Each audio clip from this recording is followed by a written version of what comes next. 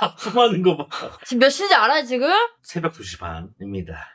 안녕하십니까, 호담입니다. 오늘 해볼 영화는 아이 졸려. 러브 앤 몬스터즈입니다. 스포일러 있습니다. 주의해주세요. 좋아요, 구독 감사합니다. 꾸벅! 자, 오늘은 러브 앤 몬스터즈 갑자기 봤습니다. 아카데미 시상식이 얼마 남지 않았어요. 한 2주 정도 남은 것 같은데 남은 영화들이 넷플릭스에 올라와 있는 경우들이 상당히 많거든요. 그래서 넷플릭스나 아니면 네이버 시리즈를 통해서 보고 리뷰를 급하게 해야겠다는 생각이 들었습니다. 그래서 개봉한 영화가 아니어도 아카데미 영화들은 볼 예정이니까요.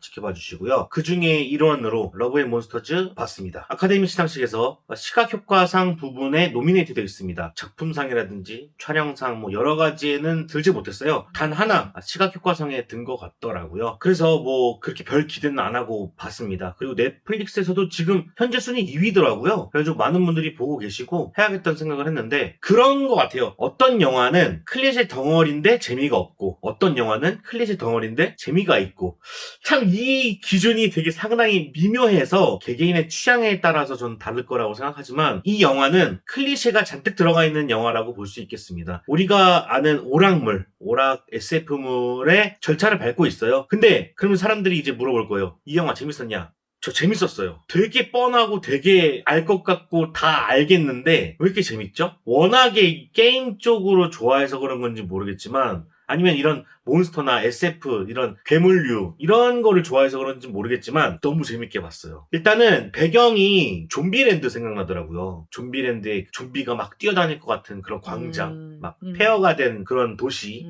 그런 것들도 나오고 그리고 게임이 많이 생각이 나더라고요. 일본 이제 RPG, JRPG가 생각이 많이 났는데 JRPG가 뭐냐면 이제 그러니까 돌아다니면서 어떤 지점으로 향해서 모험을 떠나는 이야기라고 보시면 될 것 같습니다. 그 RPG의 내용을 영화로 옮겼다? 정도의 생각이 들고 거기다가 이제 거대 몬스터들이 나오다 보니까 아무래도 몬스터 헌터 시리즈가 또 생각이 나기도 하고요.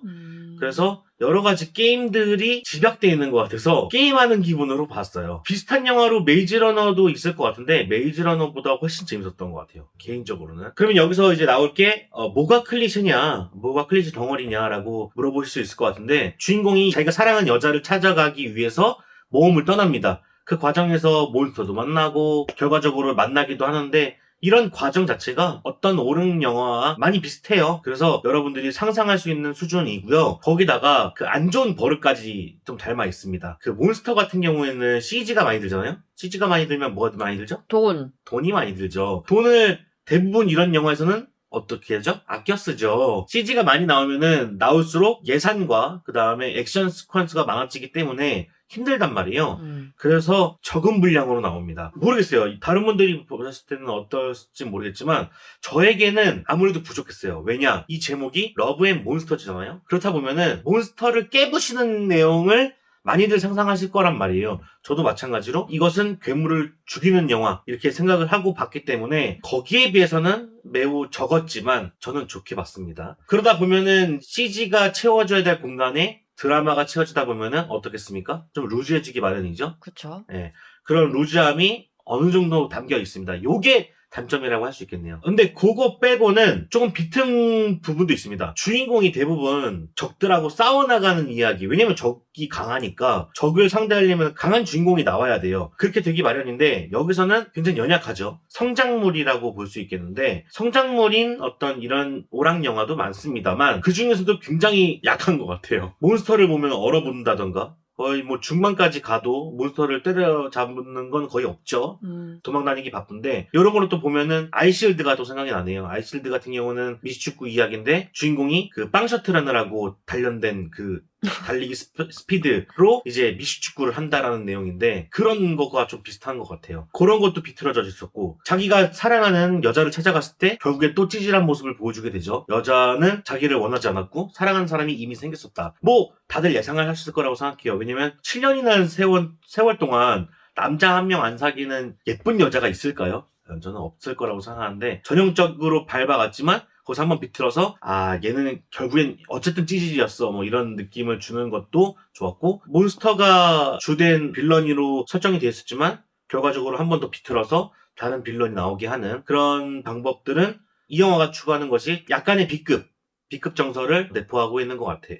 그 비꼬는 부분도 좋았고, 이 앞에서 처음에 이 세계관을 설명할 때 애니메이션이 나오는데, 이 애니메이션 기법도 굉장히 잘 소비를 하고 있죠. 재미있는 연출이라고 생각을 했고, 게임으로 생각을 해본다면은 RPG에서 가장 중요한 게 주인공들을 받쳐주는 조연 친구들이 나오길 마련인데, 이 친구도 가다 보면은 자신들의 친구들을 만납니다. 거기서 가장 활약이 돋보였고, 보면서 내내 흐뭇하게 했던 보이라는 개가 나오는데, 너무 사랑스럽죠? 이 개만으로도 저는 5점을 줄 수 있을 것 같아요.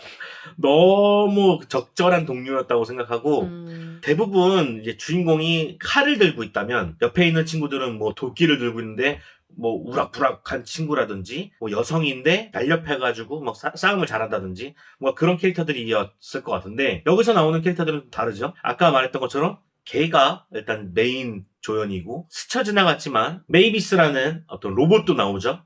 같이 이동을 할 수는 없었지만 그 로봇이 행하는 감동, 그런 거는 충분하게 임팩트 있는 조연이라고 저는 생각을 했고요. 그리고 1살 때 세상에 나와서 7년 동안 그런 세상에서 살다 보니 사냥에 능숙한 아이, 꼬맹이, 이제 여자아이도 나오고 아들을 잃은 어떤 아버지도 나오는데, 그런 어떤 설정들이 만화 같았어요. 너무 좋았고, 저 때는 이제 만화책을 많이 보던 세대니까는 그런 게 익숙해질 법도 한데 좋았어요. 그리고 여기서 이제 감동 코드도 상당히 많이 봐왔던 거예요. 사실 클리셰 덩어리죠, 이것도. 그런데 왜 이 클리셰 덩어리에 눈물을 흘리게 되는지 참 알 수 없지만, 아까 말했던 메이비스가 검색을 통해서 주인공의 부모님을 이제 사진을 딱 보여주는 씬은 진짜 감동적이었고, 거기다가 보이가 또 활약하는 장면도 정말 감동적이었고, 빨간 드레스를 계속 입에 물고서는 그것을 놓지 않는 그런 모습도 되게 감동적이었고, 개의 괴물이 나오는데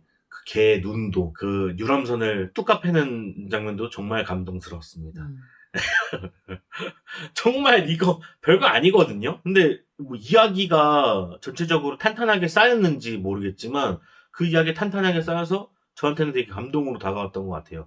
별것 아닌 감동 같은. 심파적인 요소도 분명히 있었지만, 다른 영화에서 심파하면은 사실 기억이 잘 안 나는 게 없거든요. 인상에 남은 게 없는데, 요건 조금 기억에 남네요. 왜 그런지 모르겠지만 여러분들도 한번 보시고 확인해 주셨으면 좋겠습니다. 결과적으로 이 영화가 맺히고 있는 건 이불 밖은 위험해. 그래서 집에만 처박혀 있는 사람들, 그 사람들이 밖에 나와서 활동적으로 이야기했으면 좋겠다. 사실 이 부분이 지금 시대와도 닮아 있죠. 심오하고 깊이가 있는 그런 내용은 아니지만, 시기라서 다들 집안에 있을 텐데, 이것이 어떻게 보면 벙커로 돼 있고 밖에 나가서 활동적으로 이제 하는 모습들을 보여주는 것이 이제 앞으로의 그런 부분들인 것 같은데, 그런 이야기들을 또 한 것 같아서 굉장히 감동적이었던 것 같아요. 그래서 빨리 이 시기가 빨리 지나고 나서 많은 사람들이 밖으로 나와서 세상에서 배우는 그런 것들이 좀 생겼으면 좋겠습니다. 자, 제 별점 매기고 끝내보도록 하겠습니다. 제 별점은요, 초반에는 좀 싼마이가 좀 나기도 하고, 왜냐면은 이런 류의 오락 영화는 많았으니까요. 그리고 벙커에서만 지내면은 이게 제작 쪽으로 한번 들어가 봅시다. 제작 쪽으로 들어가면은 싸게 먹힐 수가 있어요. 밖에 나오는 것보다 안에서 그냥 세트 만들어 놓고 찍는 게 훨씬 낫거든요. 근데 나중에 밖으로 나오면서 이제 보여주는 모습들이 되게 영리하게 제작비를 썼다는 생각도 들고, 그래서 CG 시각효과상 노미네이트 됐다고 될만하다고 저는 생각을 했어요. 고질라 대 콩도 저는 괜찮다고 생각하는데, 고질라도 되게 미안한 얘기지만 고질라보다 CG가 훨씬 더 나았어요.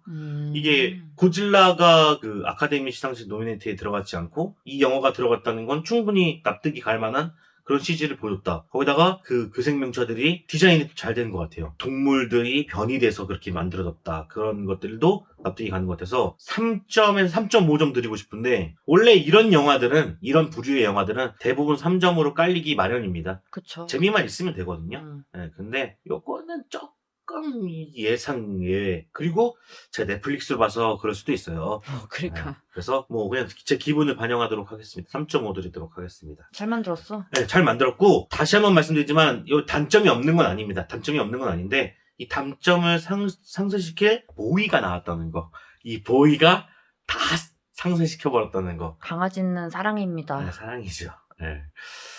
그리고 여러분들도 보시면 아시겠지만 뻔한 게 잘 먹힐 때도 있거든요. 자, 그럼 저는 다음에 또 찾아뵙도록 하겠습니다. 그럼 안녕히 계세요. 아이고 졸려라.